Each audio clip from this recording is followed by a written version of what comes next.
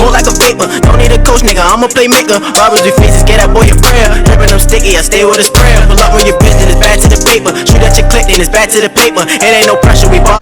What's good, YouTube? It's your boy, Only One KDB, and I'm back with another video. In today's video, bro, we got Brixton versus Peckham, most infamous beef in London. Now, shout out to the person who told me to react to this, bro. Now, if you're new to the video, make sure you like, share, and subscribe. Turn on that post notification bell so you're notified when I drop another banger, bro. Now, we finna get to the video, bro. This supposed to be some crazy beef in London. I never even knew beef in London even existed, bro. But we finna get to the video. But before we get to the video, before we even do anything, bro, make sure y'all like the video, bro. I'll wait for y'all to like the video. And after that, make sure y'all subscribe. And after you click that subscribe button, bro, it's a post notification bell right beside it, bro. Make sure you hit that, bro. It's only right, bro. You might as well, bro. It's right there, bro. It's literally right there, bro. I appreciate that, bro. But we finna get to the video, bro. This video already 14 minutes, so let's get it, bro. Before I get into this video, guys, shout out to Socks for sending me over these insane socks. They sell some really cool slang type socks, which I'll definitely be rocking in the summer, alongside some fresh white Air Forces. The link is in the description. I don't wear Air Forces. Check them out and let me know which socks you're trying to get. My favourite are these Mad Ting socks. Alright, bro, we get it. Anyway, let's get into the video. What's up, guys? Your boy Kid Nerd here. What's good, my guy? Video. And we're going old school today and talking about one of the most infamous beefs in London and one of the first publicised feuds in London as well. I'm talking about the Brixton versus Peckham beef in the late 2000s to early 2010s. I don't want to drag on this intro for too long, and check out my Insta and Patreon in the description. And be sure to subscribe and turn on post notifications if you haven't already. Obviously, we have our Amazon gift card winner of the video as well. If you don't know yet, every video I give away a £50 Amazon gift card to a random follower on my Instagram. My Insta is on the screen now, and all you have to do is follow that for a chance to win an Amazon gift card. And today's winner, we have pt.cfn. So if that's you, give me a message and receive your £50 Amazon gift card. Bro, can we get to the video, bro? Thank you, bro. Kid Nerd. So before the publicised drill feuds in South London, like Moscow versus Zone 2 and Harlem versus 410, there was a very deadly war going on between Peckham and Brixton, which was one of the first nationally publicised beefs in London, gaining a lot of news coverage, and came about in the early stages of YouTube, where we could see direct disses, kind of originating diss tracks how we know it today. So as I said before, the two areas in this feud was Brixton versus Peckham. So first we have Peckham, which is located in the borough of Southwark in South London, which infamously is the area where dual group Zone 2 are from. But before Zone 2, there was the Peckham Boys, which was a gang. Bruh, this is so mind-blowing to me. Like, bruh, I never knew it was like beef and real static in London, bruh. I don't know why, bruh. Like, I'm just finding out the UK beef. I'm just finding out the London beef. Is UK and London the same thing? I'm just so confused, bruh. Hold up. Is UK and London the same thing, or they separated? I don't know if they're in the same. I don't know, bro. I've never been to none of these places, bro. But this is so mind blowing to me, bro. I ain't know they get down like this, bro. It's crazy, but we finna continue the video. For 5 estates in Peckham, which were the North Peckham Estate, Gloucester Grove Estate, Willowbrook Estate, Camden Estate, and the Sumner Estate. And these estates were very well known for how bad they were. They suffered massive unemployment and crime, and were very deprived. They pretty much were neglected by any law enforcement and government as well, and was even called Peckham, which is a hybrid between Vietnam and Peckham, comparing the area to the Vietnam War due to how much violence was there. Throughout the Peckham Boys gang, there were different sects, like the Firehouse Crew and YVP, or Younger Peckham Boys. There were also a couple of Jamaican yardie gangs in Peckham, like the Sunrise Crew and the Spanglers as well. And on the other side of the feud, we have Brixton, which is about an 11-minute ride from Peckham, and is located in the borough of Lambeth. Brixton's main gang in this feud was called the Gas Gang, who was a gang from the Angel Town Estate. And these guys were the most violent gang in the Brixton area, and were even responsible for 3/4 of violent incidents in Brixton in 2012. The Angel Town Estate, where Gas Gang is from, probably has the richest history of gangs in London, with many different generational gangs being bred from this estate, like the PDC gang in the 2000s who dominated the estate. Nowadays it's the Get Back gang or 150 who take on the estate. Get Back gang, bro.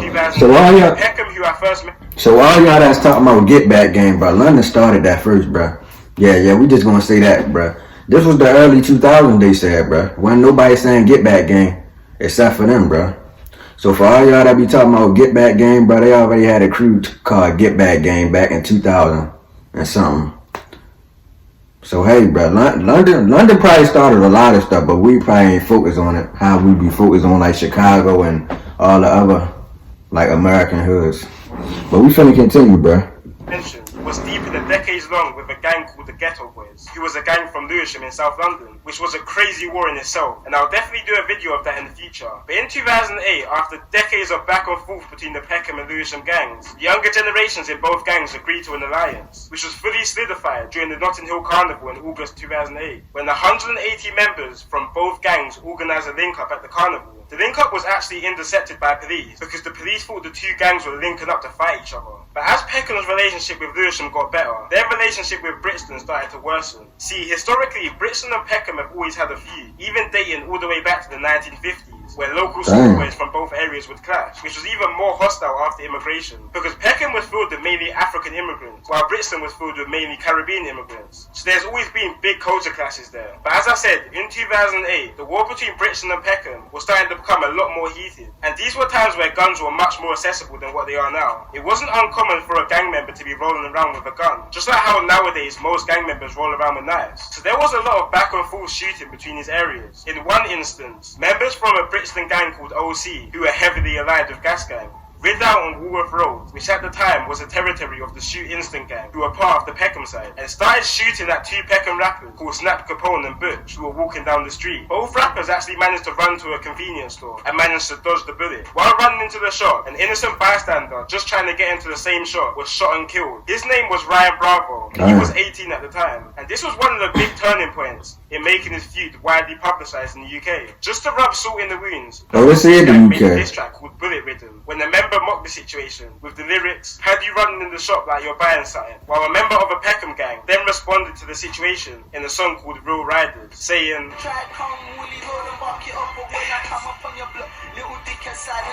obviously referencing when Brixton members shot up Woolwich Road, which are some of the early examples of UK diss songs, referencing real moments that have happened on the streets, bringing more publicity to the feud. And the people who are up to date with London's street situation at the moment will probably be quite confused, because Woolwich Road actually beats Peckham now, but that's a whole nother story to get into another time. So yeah, after this Woolwich Road shooting, many diss tracks were going back and forth between the gangs, as well as shots. In the same year of 2008 in October, Brixton older members got the drop on a Peckham member's house called Terms, and waited in the parked car outside his house. When Terms appeared outside his house, they shot him on his doorstep, leaving him to die. Terms was a member of the SN1 gang in Peckham, which stands for Spare No One, and this is the same gang that the famous rapper Giggs was part of, and Giggs pays respect to Terms sometimes in his songs. It didn't take more than a month for Peckham to respond to this though. In November, Peckham members got the this is crazy. But I wonder if they police don't you know how the police is like the police is like they just bother people like in America for no reason. Like they just see a group of niggas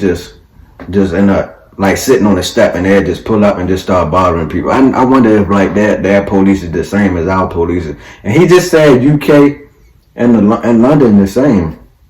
Is that what I just heard, bro?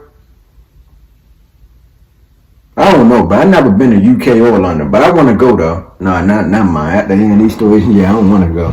They're gonna be like I'm back still in the hood. Dropped that some members from the Brixton gang were clubbing at a nightclub called SE1 in Bermondsey, South London, and pulled up to the club, shooting Errol Davis close range in front of 2,500 clubbers, which is even crazier because the murderer was never caught, despite there being thousands of witnesses at the scene. But these times, stuff like this wasn't uncommon, because there was low-level security and no cameras in some of the clubs in 2008, which is something you will never see in clubs in London nowadays. Quite recently, actually, in 2016, the police found the same handgun which murdered Errol Davis at the nightclub in the possession of a man called Andre Chambers, who lived in Woolwich, which is quite sus. It was also later found out that the same weapon which was involved in Errol Davis' murder was also involved in 2 other attempted murders and 1 murder. But Andre Chambers was never found guilty for the murders with little to no evidence, apart from handling the weapon. But that's not enough to go down for a murder. While this direct war between Brixton and Peckham was occurring, there were also a lot of separate gangs and areas who joined alliances with both areas. This was basically turned into some World War III stuff, the South London version. One set based in Old Kent Road, called OBY,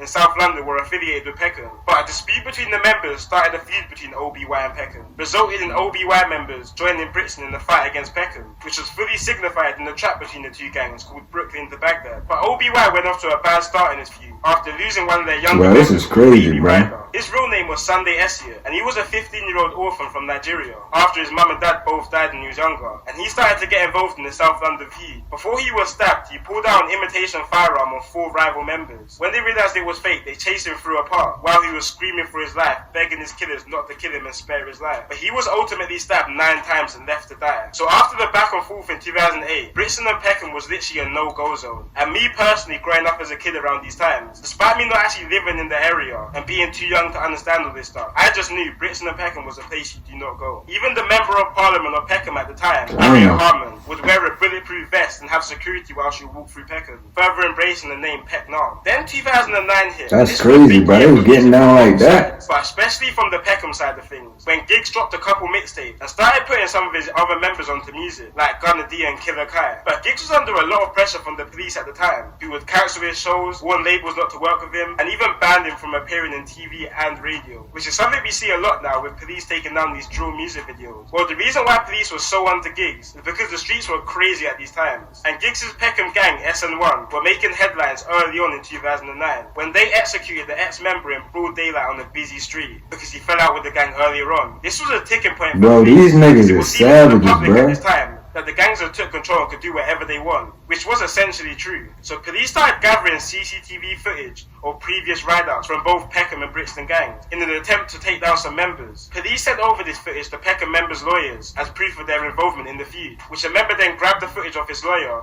and uploaded it to YouTube. The original video is no longer up, but a re-upload of it is still on YouTube today. And so is Peckham members riding out in Brixton in masses. And when looking at this footage, this is some propaganda-worthy stuff. Like, the caption on the videos are so funny, and all the footages just show how crazy these times really were. Like, gangs were just riding their ops with 30 guys on pedal bikes, loaded with guns and knives. There's no way you could get away with that stuff nowadays in London. 3 boys can't even walk to the shop in London without getting stopped by police, let alone that many people on bikes. Brixton gangs responded to this YouTube video. These niggas need to shit on the bike. And the whole year of 2009 was literally just filled with violence and diss tracks, with some real classics like Wreckagee from Peckham younger members. Around the same time of this release, a 13-year-old boy was stabbed 5 times in South London due to the feud between these areas, which hit national attention because 13 is hella young. And I think this rang into a lot of people's mind that this issue was very bad, because kids as young and even younger than 30 were now known to be involved in this. And on top of all this Brixton and Peckham beef, Peckham were having their own issues inside the area, and the civil war started to ignite in the Peckham area, which was fully all out after a member of the MOB gang, or Mandem on Brandon, was shot dead by Peckham Olders. MOB is a gang from the Brandon estate in South London, which is the same estate drill group Moscow 17 is based in. Peckham rapper Snap Capone was linked to the murder, but managed to beat the case. But a member was sent to prison for hiding the gun used in the murder. This created a lot of politics between Peckham and the Peckham affiliated gangs, and eventually after many disputes, members of an estate called Lexham Estate split away from the Peckham sets and started beef in Peckham, which just started turning Peckham very messy. At the same time, different Peckham sets started turning on each other, and because Peckham is such a big area and had so many different estates, the gangs just started keeping inside their estate. One of these being the Pelican estate, which started beefing other Peckham gangs after the disagreement, which in December of 2010 resulted in 2 members being stabbed and 1 being shot to death. The member who died was called Vesta, and police were investigating the situation heavily at the time. So while this investigation was taking place, a younger member of a rival Peckham gang started to go into the Pelican estate and post leaflets through the doors, which said, and I quote, "Stop snitching or we'll come for you,"